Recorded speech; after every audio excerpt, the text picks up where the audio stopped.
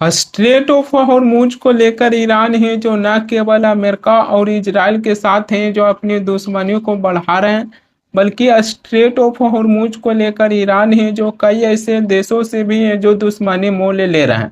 दरअसल ये शनिवार को स्ट्रेट ऑफ हॉर्मुज में भारतीय झंडे वाले दो जहाज़ों को ऊपर ईरान की तरफ से है जो फायरिंग किया गया। यह घटना तब होता है जब ईरान है जो स्ट्रेट ऑफ हॉर्मुज को पूरी तरीके से खोलने के ऐलान किए थे। स्ट्रेट ऑफ हॉर्मुज की रास्ता है जो पूरी तरीके से खुल गया था। उसी को देखते हुए भारतीय झंडे वाले तकरीबन 14 जहाज हैं जो स्ट्रेट ऑफ हॉर्मुज की रास्ता है जो पार करने की कोशिश किए, लेकिन बीच में ही ईरान की इस्लामिक रिवोल्यूशनरी गार्ड IRGC हैं जो भारतीय झंडे वाले 14 जहाज़ों में से 13 जहाज़ों को फारस की खाड़ी में उसी जगह पर लौटने के लिए मजबूर किया गया जिस जगह पर भारतीय झंडे वाले जहाज हैं जो खड़ी था। 14 जहाज़ों में से एक जहाज है जो स्ट्रेट ऑफ हॉर्मुज की रास्ता पार कर भारत है जो पहुंचा है, जबकि भारतीय झंडे वाले जहाज जग अर्नब और सनवर हेरल्ड इन दोनों ही जहाज़ों को ऊपर ईरान की तरफ से है जो फायरिंग किया गया। भारतीय तेल टैंकर सनवर हेरल्ड का ऑडियो भी सामने आया है जिसमें ईरान से गोलीबारी है जो बंद करने के लिए अपील किया जा रहा है। सुनिए भारतीय जहाज जो सनवर हेरल्ड है जिसकी ऑडियो भी है जो सोशल मीडिया पर काफ़ी तेज़ी से है जो वायरल हो रहा है, जिसमें ईरान की इस्लामिक रिवोल्यूशनरी गार्ड IRGC से हैं जो भारतीय झंडे वाले जहाज़ों को ऊपर फायरिंग बंद करने के लिए हैं जो अपील कर रहे हैं। Sepa Navy, this is Motoranga Sanmar Herald. You gave me clearance to go. My name second on your list. You gave me clearance to go. You are firing now. Let me turn back. America से जारी जंग के बीच भारत और Iran के बीच काफ़ी अच्छी रिश्ता है जो बताई जा रहा था। ईरान है जो स्ट्रेट ऑफ हॉर्मुज को पूरी तरीके से है जो सील कर दिए थे, तब ईरान है जो कुछ अपने सहयोगी देशों को स्ट्रेट ऑफ हॉर्मुज को पार करने की है जो अनुमति दिए थे, जिसमें चीन से लेकर पाकिस्तान और भारत की कई ऐसे जहाज़ें हैं जो स्ट्रेट ऑफ हॉर्मुज की रास्ता पार कर सही सलामत हैं जो भारत पहुंचे थे। लेकिन उस समय स्ट्रेट ऑफ हॉर्मुज में भारतीय झंडे वाले जहाज़ों को ऊपर ईरान के तरफ से ना हमला किया गया था और ना वह फायरिंग किया गया था। उस समय भारत की मीडिया में भारत के विदेश मंत्री S जयशंकर के नामों को लेकर है जो खूब चर्चा हो रहा था कि भारत के विदेश मंत्री S जयशंकर हैं जो ईरान के विदेश मंत्री अब्बास अराक्ची से बातें किए, जिसके बाद भारतीय झंडे वाले जहाज हैं जो स्ट्रेट ऑफ हॉर्मुज को हैं जो पार किए। उस समय खूब चर्चा हो रहा था, लेकिन अब कहां जाकर भारत और ईरान की रिश्ते में है जो खटास आया कि जहां ईरान की इस्लामिक रिवोल्यूशनरी गार्ड IRGC हैं जो बिना सोचे समझे स्ट्रेट ऑफ हॉर्मुज में भारतीय झंडे वाले दो जहाज़ों को ऊपर लगातार हैं जो गोलियां बरसाना है जो शुरू किए थे।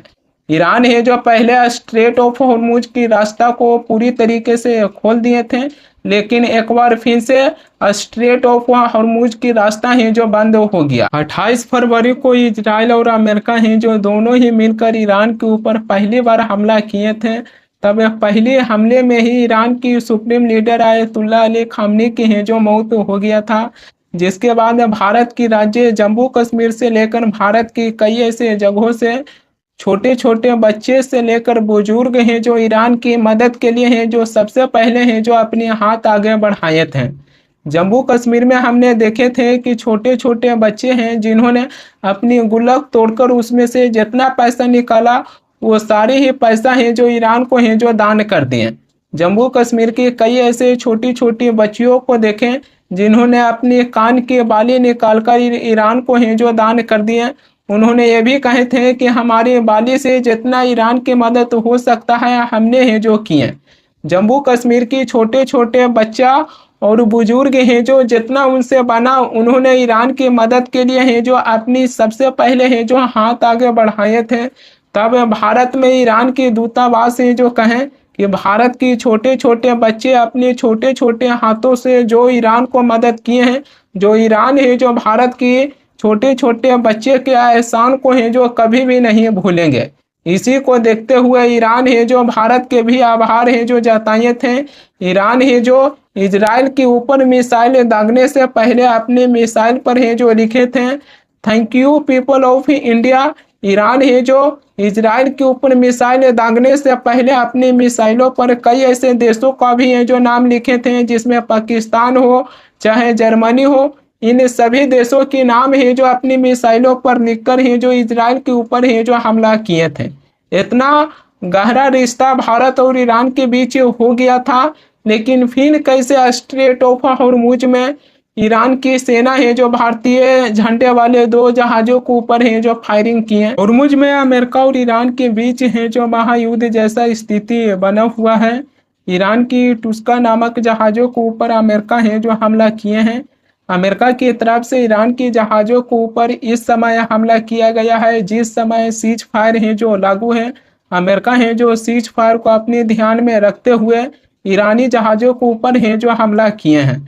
दरअसल ईरान की टुस्का नामक जहाज है जो स्ट्रेट ऑफ हॉर्मुज को पार करने की है जो कोशिश कर रहे थे, तब अमेरिकी डिस्ट्रॉयर यूएसएस स्पूंस ने ईरान की जहाजों को है जो रोक लिया। अमेरिका की राष्ट्रपति डोनाल्ड ट्रंप हैं जो कहें कि ईरानी जहाज हैं जो हमारी चेतावनी को नज़रअंदाज किए, जिसके बाद अमेरिकी मरीन है जो ईरान की जहाज़ों को रोक लिए। अमेरिका की राष्ट्रपति डोनाल्ड ट्रंप हैं जो ये भी कहें कि ईरान की जहाज है जो हमारे कब्जा में है और हम इसे अपने कंट्रोल में लेकर हैं जो पूरी तरीके से हैं जो चेक कर रहे हैं कि इसके अंदर है जो क्या है। अमेरिका राष्ट्रपति डोनाल्ड ट्रंप भी हैं जो पुष्टि किए हैं कि हमने ईरान की टुस्का नामक जहाज़ों को अपने कब्जे में ले लिए हैं और उसकी है जो चेक कर रहे हैं। और वहीं पर वो अमेरिकी सेंटकॉम है जो इसका वीडियो भी है जो जारी किए हैं। उस वीडियो में है जो यह दिखाई देती है कि अमेरिकी मरीन है जो ईरान की टुस्का जहाज़ों के ऊपर स्ट्रेट ऑफ हॉर्मुज में हमला भी किए हैं। देखिए इस वीडियो को, यह वीडियो है जो अमेरिकी सेंटकॉम है जो जारी किए हैं। Motor vessel Tosca, vacate your engine room. Vacate your engine room. We're prepared to subject you to disabling fire. Okay, we gave the flare. Now we're getting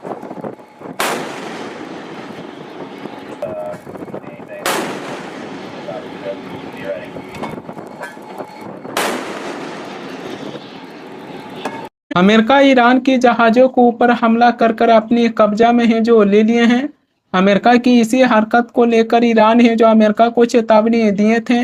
Iran भी ओमान के सागर में एक अमेरिकी जहाज़ों के ऊपर है जो ड्रोन से हमला किए हैं।